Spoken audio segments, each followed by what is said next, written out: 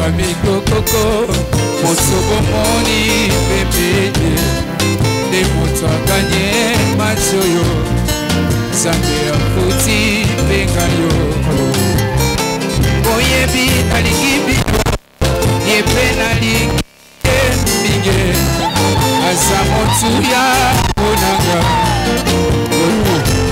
Oga Suate, Ezalaka Neboye. Oh mama basawabi moya mbela maise bilenge basawabi nasomona te nasomona bilenge te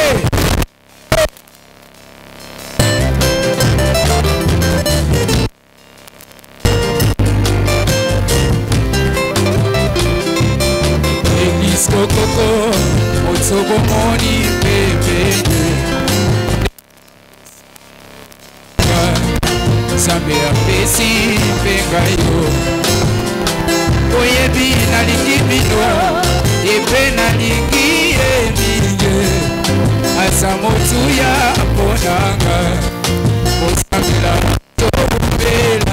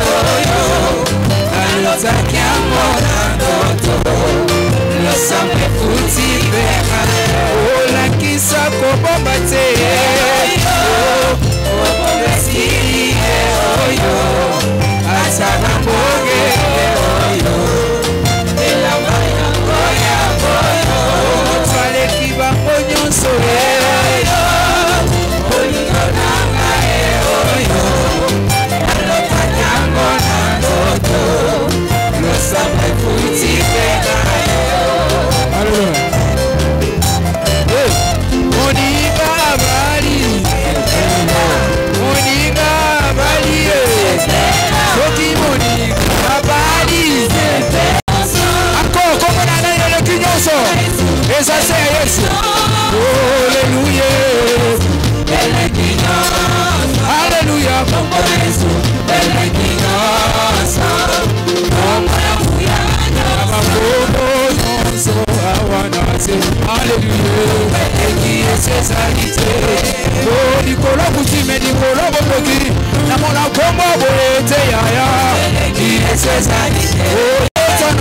Yesu kusenge utomba mana yo Yawe Yesu tomba mana yo Wikoba nyoso nako sala tomba mana yo Yesu Yesu tomba mana yo Ona sengi zamba lugo ya lelo tomba mana yo Yesu tomba mana yo Yesu tomba mana yo Tomba mana yo Tomboli tomboli yo Yesu tomba mana yo Yesu tomba mana yo Tomba mana yo Yesu tomba mana yo Tomba mana yo Tomba mana yo Tomba mana yo Tomba mana yo Tomba mana yo Tomboli tomboli tomboli Yesu Tomboli mololo mololo Tomboli tomboli mololo Yesu Tomba mana yo Yesu tomba mana yo Tomba mana yo Yesu tomba mana yo Tomba mana yo Yesu tomba mana yo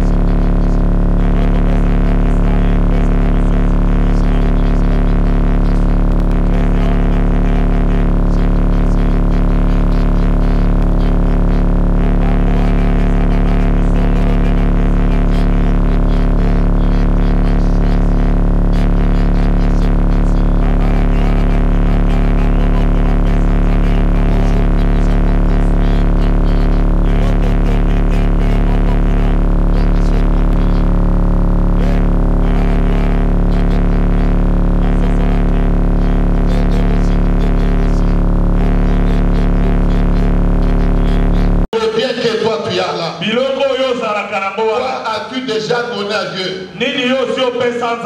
Qu'as-tu déjà fait pour ton Dieu? Comment entends-tu honorer ton Dieu avec tes biens? Pour que même tes biens, ton patrimoine soit sécurisé contre les sorciers, contre les envoûtements. Il faut que le Seigneur devienne ton associé. Que l'Éternel devienne ton associé. À ce prix-là, il va sécuriser tout ce qui est à toi. C'est ainsi qu'il dit dans Malachie 3, verset 11. Il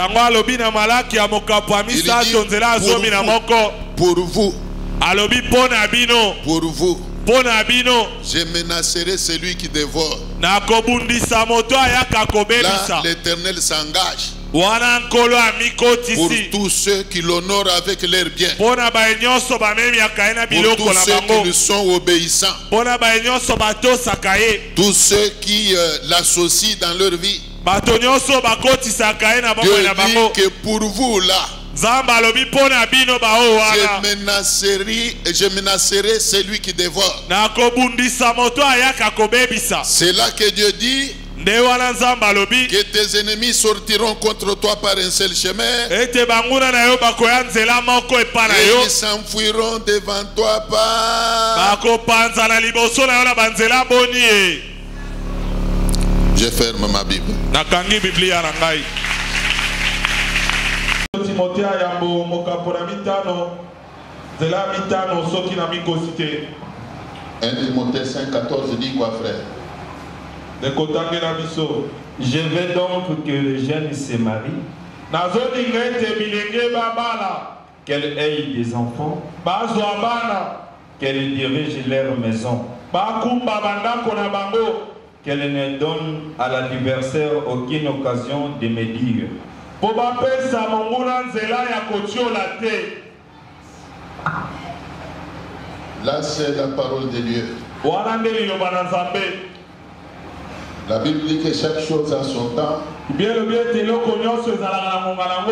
un temps pour chaque chose. Il y a un temps pour naître. Il y a un temps pour grandir.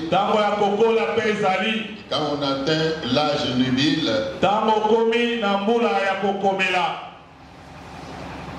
Dieu dit qu'il veut que les jeunes fassent quoi? Que les jeunes fassent quoi? Que les jeunes se marient.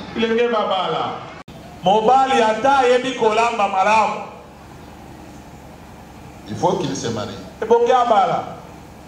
J'avais dit à un frère là aux États-Unis, il m'invite chez lui. Papa, viens voir mon habitation. Quand j'arrive là, je le trouve en train de cuire ou de cuisiner, si vous voulez.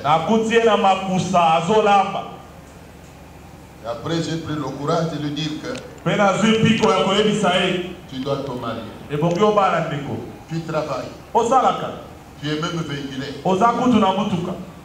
Tu as une maison où il y a beaucoup de choses comme je le vois là. Mais tu attends quoi pour toi? Ne t'habitue pas avec la cuisine. La place d'un homme, ce n'est pas la cuisine. Et c'est quand il a commencé à rigoler là. Je lui ai dit que ce que je te dis est vrai. Il faut nécessairement te marier. Même une femme à l'âge nubile, même si elle a des moyens, même si elle a de l'argent, elle est toujours incomplète. Pour qu'une femme soit complète, je peux même dire que pour qu'une femme soit respectable, elle doit être mariée. Elle doit être mariée. Une femme mariée est respectable. Il ne faut pas marier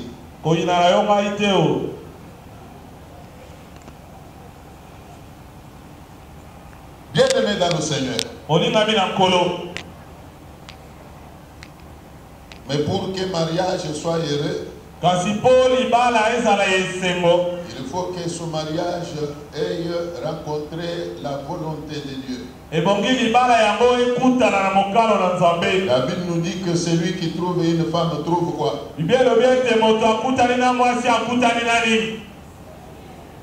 Vous êtes très fort. Oh. Qu'est-ce qui justifie votre froideur là? C'est quoi?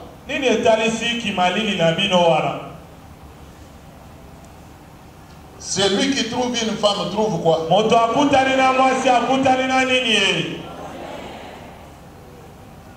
Vous qui êtes mariés, vous les mamans là-bas, êtes-vous un bonheur pour votre mari?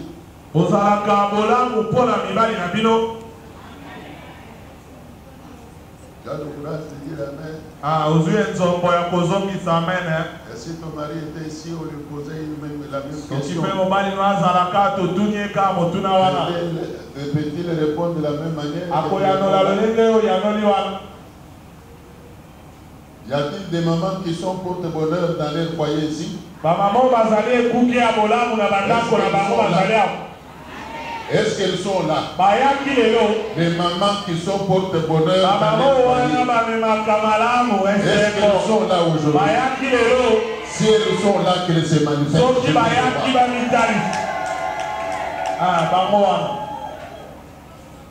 Il y a des papas qui ont leur épouse ici.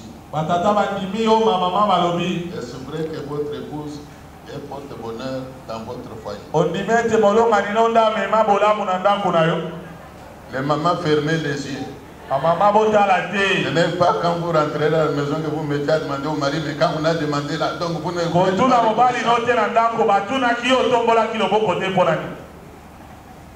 Tu es ingrat vraiment. Donc tu m'as nié de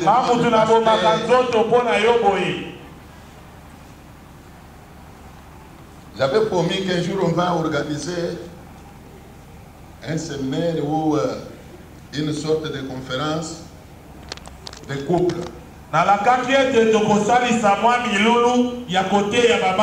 Avec un jeu de questions-réponses.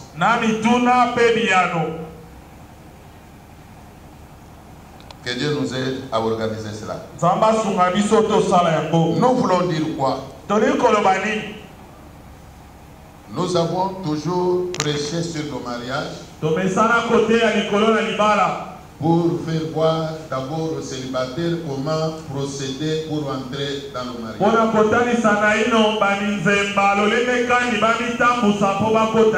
Le temps ne nous permet pas de parler de toutes ces choses-là. Nous tenons néanmoins à prodiguer quelques conseils à nos amis qui entrent dans le mariage. Si nous leur posons la question de savoir si ils s'aiment, les réponses sera toujours positive. La preuve est qu'ils sont là. Nul n'est amené manu militaire ici. Ils sont venus librement ici. La soeur comme le frère. Je sais que leurs familles sont également représentées ici, je suppose. Est-ce que leurs familles sont ici, ils sont représentées ici? Il y a la famille du frère Rigen ici. Vous êtes là? Ok. La famille de la soeur est aussi représentée. Tenez-vous d'abord debout. Que ce soit la famille du frère comme celle de l'Église, acclamons pour ces deux familles.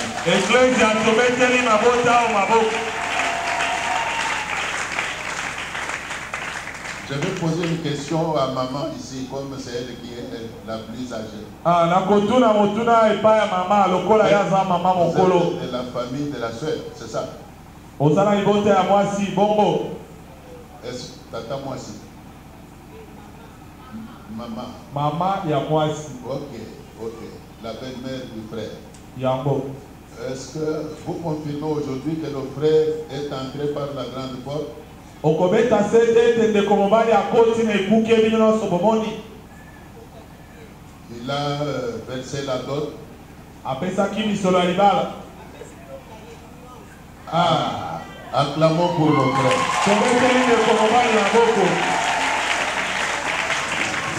Pouvez-vous mettre, maman? Votre présence en ces lieux témoigne à suffisance que vous avez accepté frère Rigel. Je n'ai pas beaucoup d'autres questions à poser. Alors même la dernière que j'ai posée à la maman, j'avais déjà reçu rapport. D'abord par mon représentant à la manifestation du mariage coutumier. J'avais envoyé un représentant. Le frère avait vraiment prouvé qu'il aime sa femme. C'est ce qui me donne le courage de les bénir aujourd'hui. Car la Bible n'autorise pas le mariage sans dot. Pour que le mariage soit crédible, il faut que la dot soit versée. Et non le contraire. Nous allons demander aux mariés de se tenir debout. Le service de protocole sait ce qu'ils doivent faire.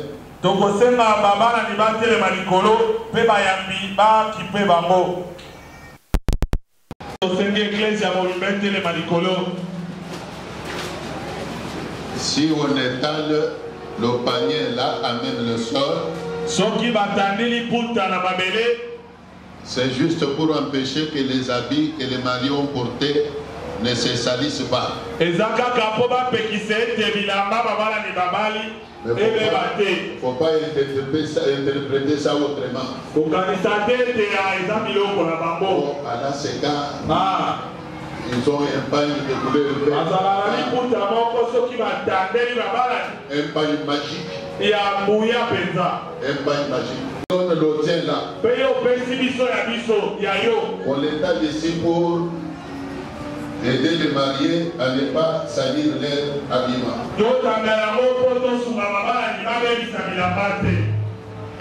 La sœur peut, ou le frère peut être ici.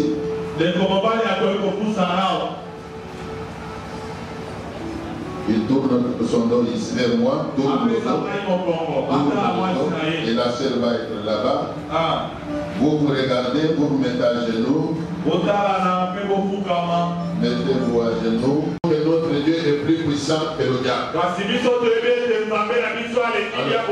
Votre église va faire cette prière. Nous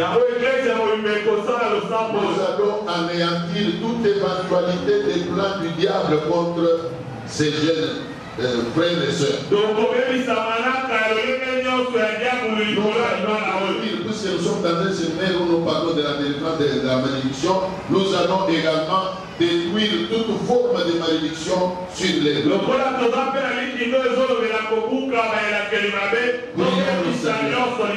le Seigneur.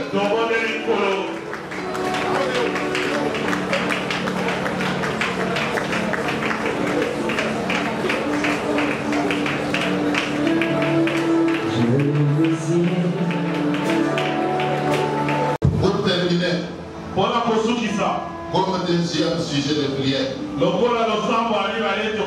toute l'église va déverser sur ce couple toutes les bénédictions voulues.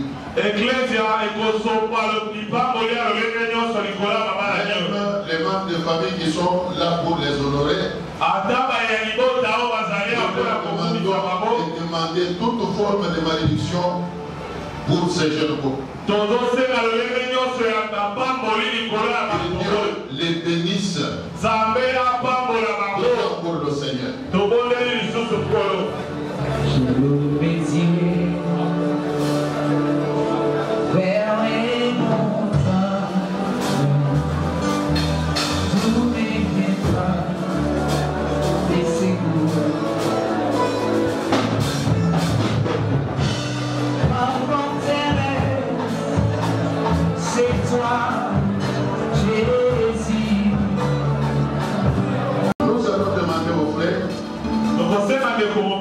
de dévoiler la figure de la sœur.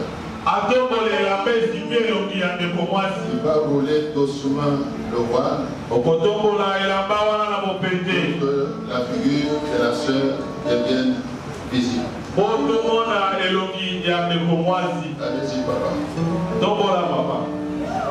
Elle t'appartient.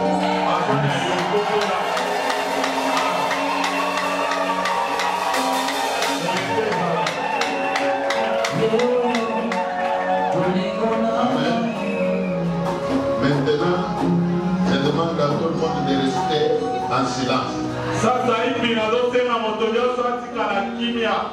pour écouter la prière que moi aussi je vais faire.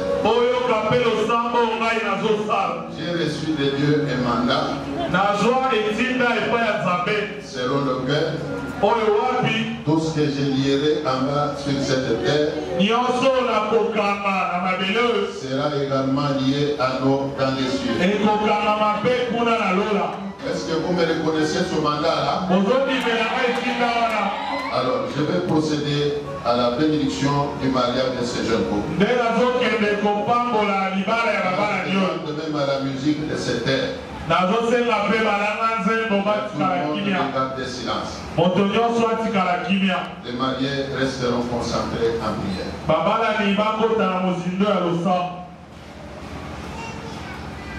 Éternel notre Dieu, je commence par te dire grand merci. Toi qui as rendu possible ce mariage. C'est une grâce que tu as bien voulu faire à ces jeunes. En leur ouvrant cette porte de mariage. Voilà pourquoi je préfère commencer d'abord par te dire grand merci. Tu as voulu que Rigel ne soit pas seul. Tu as également voulu qu'Aminat ne demeure pas célibataire. C'est ainsi que tu as facilité ce mariage. Ô Dieu de gloire. La Bible déclare que sans toi, nous ne pouvons plus rien faire. S'ils sont venus dans ta maison aujourd'hui, c'est pour solliciter ta bénédiction. C'est pour demander ton implication dans leur mariage. Viens maintenant, Seigneur, dans leur vie. Viens maintenant t'impliquer dans leur vie conjugale. Implique-toi, Seigneur, dans leur vie conjugale. Nous voulons que tu sois ennemi de quiconque tentera de s'élever contre eux. Nous voulons que tu demeures le bouclier permanent de ce couple qui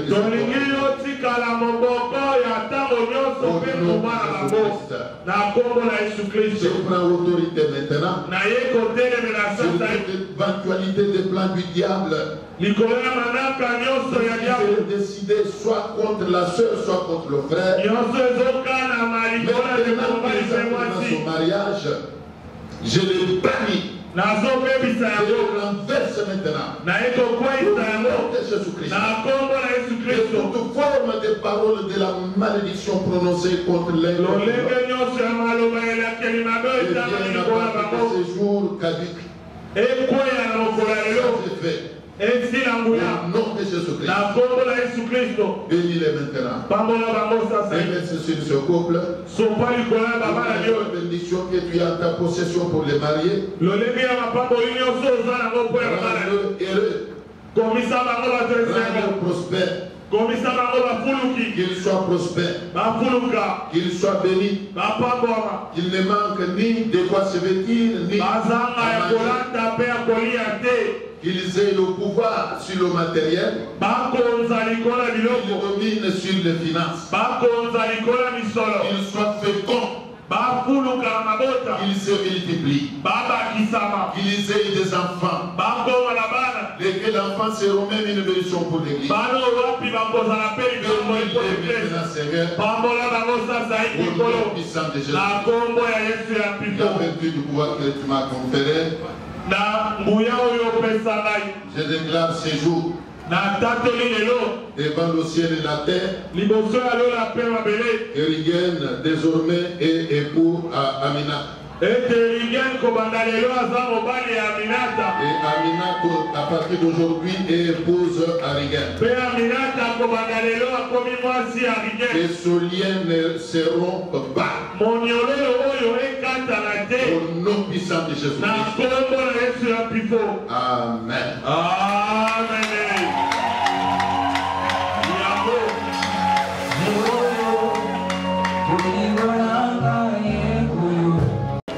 Désormais, vous les jeunes surtout, sachez que la sœur Aminata pense aujourd'hui.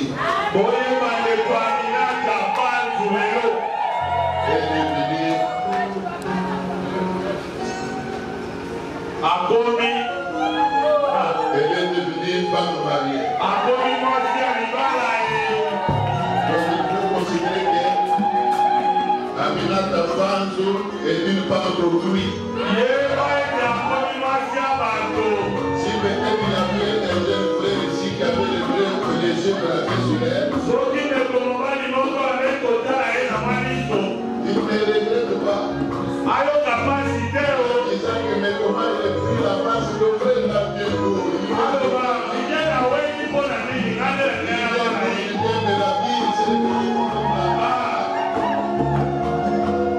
Alors là, les femmes sages aussi ont eu une autre femme, une femme sage, qui intègre les femmes sages. Amen. Amen. Il est maintenant votre femme, c'est symboliquement, vous témoignez de la parole.